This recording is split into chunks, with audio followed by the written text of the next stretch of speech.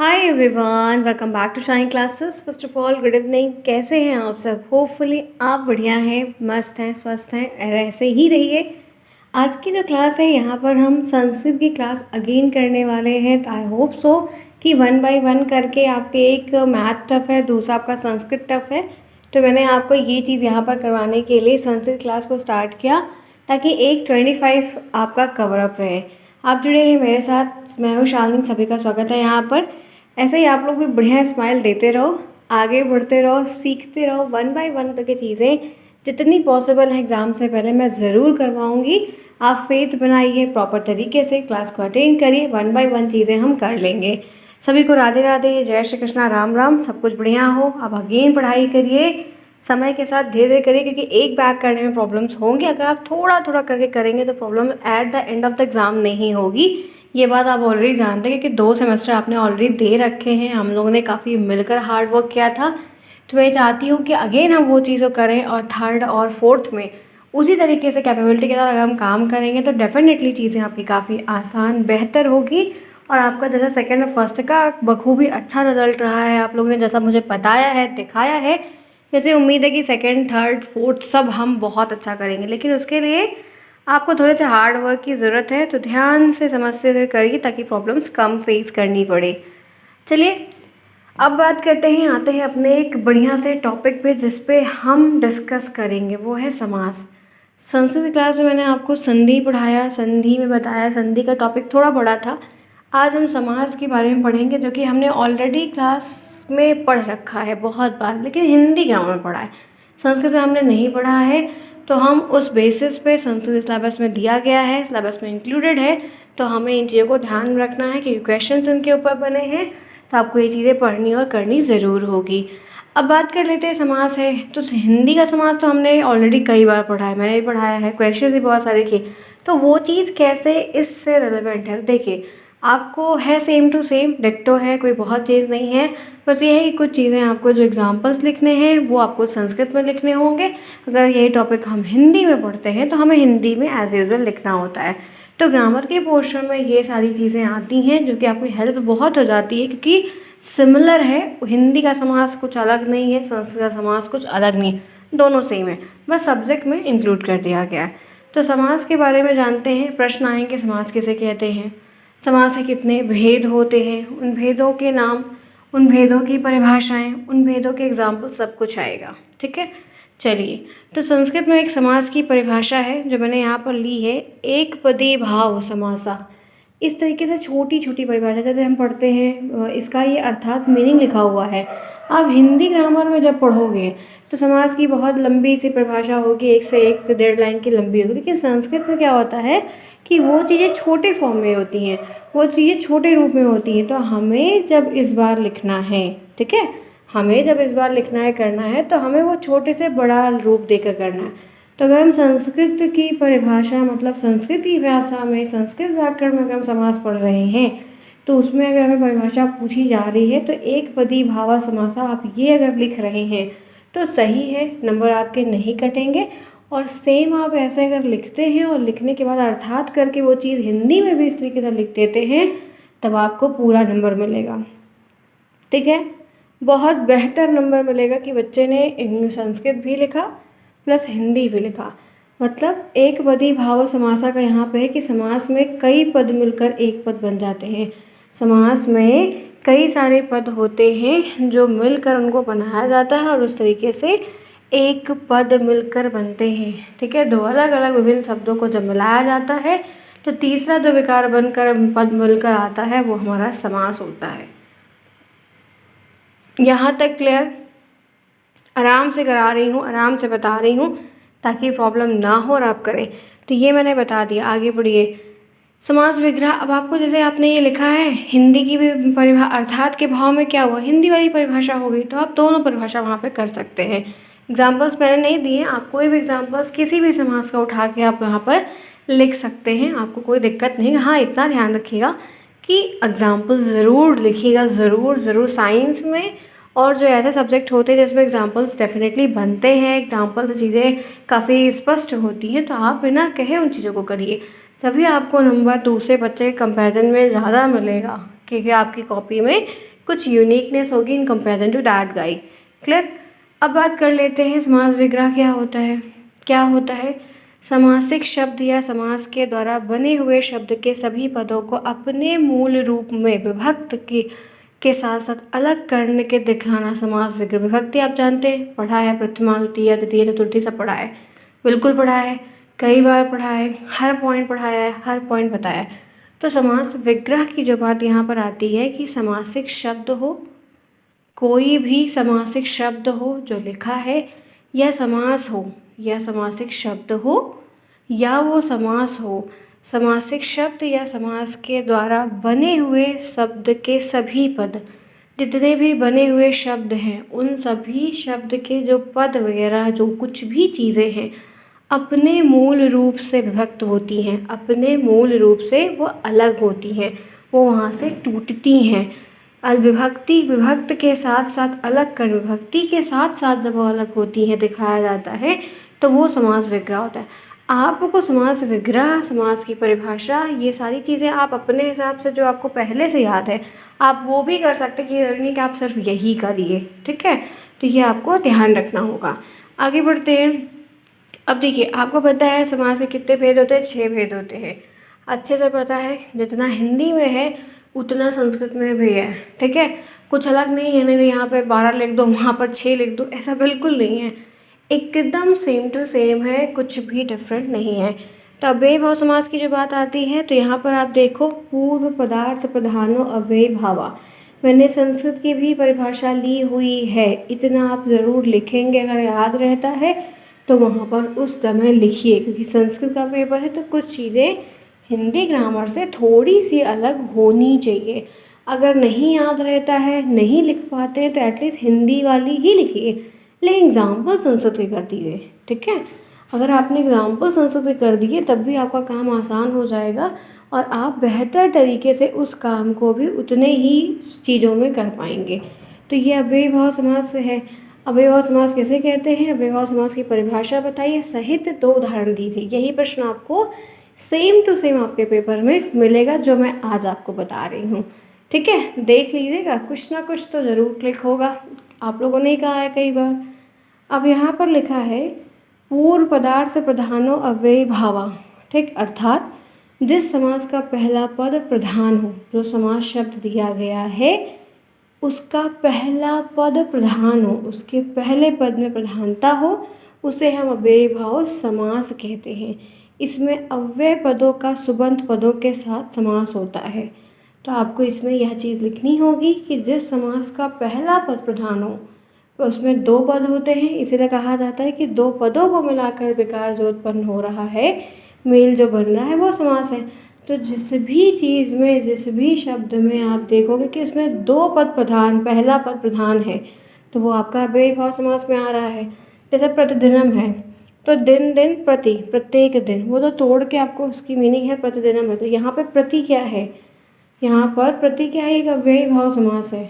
समझ में आई? कुछ बातें क्लियर हुई? ठीक है, यहाँ तक के कॉन्सेप्ट क्लियर हुए। जिस समास का पहला पद प्रधान हो उसे अव्ययी भाव समास कहते हैं। प्रतिदिनम है तो प्रति यहाँ पर एक अव्ययी भाव समास है, जो प्रति यहाँ पर आपका अव्यय है। ये ध्यान रखना है कि हाँ, ऐसे एग्जाम्पल जैसे आपको दे दे और उसमें पूछता भी है तो ये थोड़ा ध्यान में रख कर चलेगा कि अगर पूछ लेता है तो वो चीज़ें आनी चाहिए, वरना आप गड़बड़ कर दोगे। क्योंकि आपको 3-4 एग्जाम्पल दे देगा और ये बोलेगा कि इसमें अव्यय कौन सा है, 3-4 एग्जाम्पल में छाटिए। तो थोड़ा सा एग्जाम्पलों से एमसीक्यू ज़्यादा बनते हैं और ऐसा पेपर बनता है कि उसमें इजी और टफ दोनों सेक्शन को इंक्लूड करके बनाया जाता है। तो ये ध्यान रखना है आपको कि जो इजी वाले हों कम से कम वो तो हाथ से ना छूटे, क्योंकि 25 नंबर का पेपर होगा, पता है आपको। इजी और टफ दोनों इंक्लूड करके देगा, ये भी पता है आपको। तो जो टफ है तो मान लीजिए कितनी भी प्रैक्टिस कर रहे हो, पढ़ रहे हो, नहीं आ रहा होता है, तो हम ये दिमाग क्लिक करते हैं कि चलो जो आसान है, जो आ रहा है, हमें आ रहा है और कई बार पेपरों में आए तो उसको तो कर लें। तो ऐसे एग्जाम्पल्स के थ्रू एमसीक्यूज जो है वो गलत नहीं करिएगा। चलिए, यहाँ तक तो मैंने आपको इसकी एक परिभाषा बताई, मीनिंग बता दिया, एग्जाम्पल्स भी मैंने आपको प्रतिदिन का बता दिया, प्रतिदिनम का। यथाशक्ति है तो यहाँ पर देख रहे हो शक्तिमान, यहाँ पे क्या लिखा है? शक्तिमान त्रिक्यम, शक्ति के अनुसार। ठीक है, तो यथाशक्ति में प्रति में प्रद्यनम में प्रति, यथाशक्ति में यथा, और उपकृष्णम में, तो यहाँ पर उप क्या है, ये आपका अव्यय है, यथा क्या है, एक अव्यय है, प्रति क्या है, ये अव्यय है। तो ऐसे कई सारे एग्जाम्पल्स दिए रहते थे, तो हम एग्जाम्पल्स के थ्रू इन चीज़ों को पहचानते हैं। ठीक है, हम एग्जाम्पल्स के थ्रू आते हैं, 100% आएंगे। अगर 4 अलग अलग एग्जाम्पल दे देगा, ये भी हो सकता है कि बोल दे कि अव्ययीभाव समास कौन सा, उसको छांटो इन चारों में। तो एग्जाम्पल्स के थ्रू देखो फ्रेंड्स, कई तरीके के बन जाएंगे।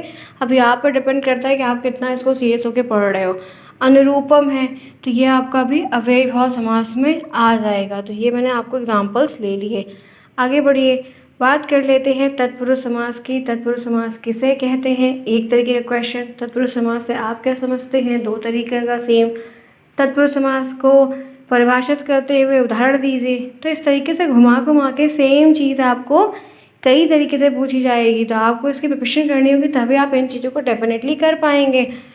तो तत्पुरुष समास में है उत्तर पदार्थ प्रधाना, उत्तर पद प्रधाना। तो उत्तर पदार्थ प्रधाना, जिसमें उत्तर पद प्रधान होता है। जैसे उसमें क्या था कि पहला पद, इसमें 2 पद है, एक उत्तर एक प्रधान, तो जिसमें उत्तर पद प्रधान होता है वो आपका तत्पुरुष समास होता है। तत्पुरुषा में कहते हैं कि जिस समास में उत्तर पद का अर्थ प्रधान हो, वो समास शब्द, जिस समास में उत्तर पद प्रधान होता है उसको हम तत्पुरुष समास कहते हैं। वो क्या कहलाता है? वो तत्पुरुष समास कहलाता है। फ्रेंड्स, परिभाषाएं बिल्कुल नहीं भूलिएगा, मल्टीपल टाइम लिखिए, मल्टीपल टाइम एग्जाम्पल्स लिखिए, गलत नहीं करिएगा। जैसे राजपुत्रा है, तो राज्ञा प्लस पुत्रा, इसको तोड़ोगे तो राज्ञा प्लस पुत्रा बन रहा है। ठीक है, राजा का पुत्र। तो ऐसे ही संस्कृत के एग्जाम्पल लिखने हैं। ये एग्जाम्पल तो हम हिंदी में भी तो लिखते हैं, तो थोड़ा सा संस्कृत में 2 बंदी लगा के वो चीज़ संस्कृत बदल जा रही है। तो ईजी है कि नहीं? बिल्कुल ईजी है। अगर आपकी हिंदी ग्रामर के सेक्शन में पकड़ मजबूत है तो आप बहुत सारी चीज़ों को संस्कृत ग्रामर में आसानी से कर लेंगे। और इसी सेमेस्टर में पढ़ना है, 4th में है ही नहीं। क्लियर? तो एग्जाम्पल्स और आपकी जो परिभाषाएं हैं ये आपको बिल्कुल नहीं भूलनी है। इन छोटे छोटे सेक्शंस में अगर आती है तो आप सिंपली लिख दीजिए और ऐसे एग्जाम्पल्स को देके प्रेजेंट कर दीजिए, आपका काम आसान हो जाएगा। फिर आप देखो इसमें कई सारी चीज़ें। इस पद में पूर्व पद, जो पहला पद है, राजा प्रधान न होकर उत्तर पद पर बल है, राजपुत्रा। जी हाँ, राजा की वैल्यू इसमें नहीं है, जो पुत्र है उसकी वैल्यू इसमें ज़्यादा है। तो यहाँ पर पूर्व पद में राजा प्रधान न होकर उत्तर पद पुत्र प्रधान है, इसलिए ये तत्पुरुष समास में लिया जा रहा है। सर्वभीत, सरभीत, सर्पात भी, सांपों से डरा हुआ। ठीक है, तो ये आपका यहाँ पर तत्पुरुष समास है। फिर देखिए इस आंसर एग्जाम्पल्स हैं सारे। सुखयुक्त, सुखयुक्ता, सुख से युक्त, सुखेन युक्ता। वेद विद्वान, वेदम विद्वान, वेद को जानने वाला, है कि नहीं है? आपको एग्जाम्पल्स हैं, आप करिए। फिर बात कर लेते हैं कर्मधारय समास की। कर्मधारय समास क्या होता है? कर्मधारय समास किसे कहते हैं? उदाहरण देकर बताइए, आप क्या समझते हैं? कई डिफरेंट चीज़ें आपको एक ही क्वेश्चंस की बार बार पूछी जाएंगी। तो यहाँ पर है विशेषणम विशेषणे कर्मधारय, ये संस्कृत में है भाई, भूलिएगा नहीं, क्लियर कट में आपको मैं बता रही हूँ। तो यहाँ पर विशेषणम विशेषणे कर्मधारया, विशेषण और विशेष का तथा उपमान और उपमेय, जिसकी उपमा दी जाती है, जो समास होता है उसे हम कर्मधारय समास कहते हैं। विशेषण और विशेष का तथा उपमान और उपमेय में जिसकी उपमा दी जाती है उसको हम कर्मधारय समास कहते हैं। ये परिभाषा है, ये एग्जाम्पल्स है, ज़रूर पढ़िए, आपको पढ़ना होगा, करना होगा। एग्जाम्पल्स में है नीलोपत्तलम। ठीक है, ठीक देख रहे हैं क्या है? नीलोत्पलम, इसका मतलब क्या है? नीला कमल। इसका मतलब क्या है? नीला कमल। फिर यहाँ पर चपल बालिका, चपल बालिका, तो चपला और बालिका यानी कि चंचल बालक। क्या मतलब? चंचल बालक। आगे बढ़िए। फिर कृष्ण सर्पा, कृष्ण प्लस सर्प, काला सर्प। महादेवा, महान देवा, तो ये क्या है? महादेव है। फिर आप देखोगे सुंदर पुरुषा, सुंदर और पुरुषा, सुंदर पुरुष। महादेव, काला सर्प, चंचल बालक, नीलकमल और सुंदर पुरुष, ये आपके क्या हैं? ये आपके एग्जाम्पल्स हैं, ये आपके एग्ज़ाम्पल्स हैं तो ये आपको समझने होंगे, जानने होंगे और आपको डेफिनेटली आने चाहिए। तो ये आपको ध्यान में रखना है। आगे बढ़ते हैं, नेक्स्ट देखते हैं, बात करते हैं द्विगु समास की। ये क्या होता है? सेम वैसे परिभाषा देखिए, सेम वैसे एग्जाम्पल्स को 2 से 3 हाईएस्ट 4 से 5 याद रखिए। हाँ ये है कि थोड़े एग्जाम्पल्स की प्रैक्टिस कर लीजिए क्योंकि एमसीक्यू के एग्जाम्पल्स थोड़े अलग आ सकते हैं ना। अब द्विगु समास किसे कहते हैं? द्विगु समास क्या होता है? द्विगु समास से आप क्या समझते हैं? तो संख्या पूर्वी द्विगु, अर्थात जिस समास में पूर्व पद संख्यावाचक होता है वो द्विगु समास होता है। जो हिंदी की परिभाषा है वही सेम टू सेम यहाँ पर आपको कॉपी कैट करके कर देनी है। त्रिफला, ठीक है, 3 फलों का समूह, ठीक, त्रयाम फला नाम समाहारा, ये नहीं लिखिएगा, ठीक है, त्रिफला लिख देंगे तब भी बहुत है। पंचपात्रम क्या है? 5 पत्रों का समूह, पंचपात्रम। त्रिभुवन, ठीक है, 3 भवनों का समूह। दशानन, दशानना, सप्तशती, ये कई सारे एग्जाम्पल्स हैं जो आपको ध्यान रखने हैं और इस तरीके के कई सारे को प्रैक्टिस ज़रूर करिए कि क्वेश्चंस किस तरीके से बन जाएगा। इसकी तो मैं श्योरिटी नहीं दे सकती हूँ क्योंकि पुराने पेपर्स को हम देख के अज्यूम करते हैं, बट ये है कि दिया है तो आप इसमें करो, समझो, सीखो, तभी आप बेटर वे में कर सकते हो। फ्रेंड्स फटाफट चलिए क्लास को लाइक करिए, फिर आगे बढ़ते हैं। क्योंकि संस्कृत है, एक टफ सेक्शन में तुरंत लेकर करवा रही हूँ तो लाइक तो बनता है। कमेंट बॉक्स में आप लोगों के कमेंट्स आएँ, आप सभी समय पर आएँ, मेरे टेलीग्राम पर ज्वाइन रहो। रात में 9 बजे फिक्स है, 10 बजे फिक्स है, दोनों में से कोई लाइव हो सकता है, दोनों भी हो सकता है समय के अनुसार। और बीच में मुझे जब टाइम मिल रहा है तो आप लोग कोशिश करो 12 बजे दोपहर में मैं आपकी क्लास लाइव और कर लूँगी। ये कोर्स बहुत पीछे है और हमें कवर करना है कम समय में, तो सपोर्ट करोगे आप लोग, साथ दोगे तो मज़ा आ जाएगा और फिर कर लेंगे, ठीक है। आगे देखते हैं बहुब्रीहि समास किसे कहते हैं। तो यहाँ पर है अन्य पदार्थ प्रधानो प्रधान बहुब्रीहि, बहुब्रीहा, ठीक है, बहुब्रीहि अर्थात जिस समास में किसी पद पूर्व या पर का अर्थ प्रधान न होकर किसी अन्य का प्रधान अर्थ होता है या प्रतीत होता है, जहाँ पे तीसरे की कोई बात है, वो वहाँ पर बहुब्रीहि समास होता है। बहुब्रीहि समास में कोई भी पद प्रधान नहीं होता, ये हाईलाइटेड है, इतना ध्यान रखिए कि इसमें सब बराबर होते हैं, किसी की कोई वैल्यू खास नहीं होती।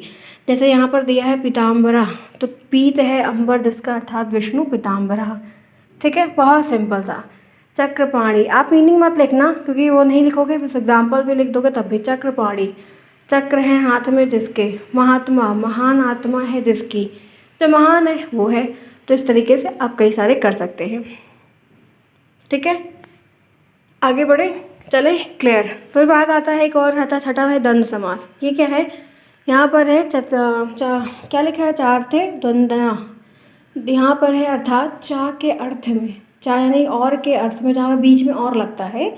सुबंत पदों का जो समास होता है उसको हम समास कहते हैं, उसे हम द्वंद्व समास कहते हैं। द्वंद्व समास के सभी पद प्रधान, दोनों पद प्रधान होता है, किसी एक में एक है, किसी एक के पीछे वाला, किसी में कोई नहीं, किसी में दोनों है। ये सभी समास के पदों में, परिभाषाओं में थोड़ा थोड़ा अंतर है। तो यहाँ पर रामो कृष्णा, रामश्च कृष्णश्च इति राम कृष्णा, राम और कृष्ण, यहाँ राम और कृष्ण दोनों पद क्या हैं? प्रधान है। तो द्वंद्व समास के 3 भेद होते हैं, इतरेतर होता है, समाहार होता है और एक और होता है जिसका नाम है एक शेष। ये हमें नहीं आएगा, इतनी परिभाषा हमसे इतना डीप नहीं पूछेगा, इतना नहीं पूछाता है, लेकिन ये हो सकता है कि भेद वगैरह पूछ ले, परिभाषा पूछ ले, उसके एग्जाम्पल्स पूछ ले, ऐसे घुमा घुमा के कई चीज़ें पूछ सकता है, रहेगा इसी टॉपिक के इर्द गिर्द, ठीक है। चलिए फ्रेंड्स, तो मैंने आपको आज समास का टॉपिक पूरा का पूरा कवर पढ़ाया। एक मेरा टॉपिक है, ये इंटेंशन भी है कि एक दिन में एक टॉपिक ओवर, ताकि हम इसके ऊपर सिर्फ जब दोबारा क्लास करें तो क्वेश्चंस करें, टाइम को ना वेस्ट करते हुए। आप लोग भी ऐसा स्माइल करो, समय के साथ बढ़ो, आगे सीखो। कोई प्रॉब्लम है तो पूछो, कमेंट आएंगे, आप क्लास में आओगे, सोल्यूशन आपको डेफिनेटली मिलेगा और फिर अच्छे तरीके से मिलजुल कर सभी साथ में ज़रूर कर लेंगे। तो इसी के साथ आज की क्लास करते हैं ओवर। मिलेंगे कल नेक्स्ट टॉपिक में नए सब्जेक्ट के साथ, नई चीज़ों को। तब तक के लिए take care, bye bye, see you soon, best of luck.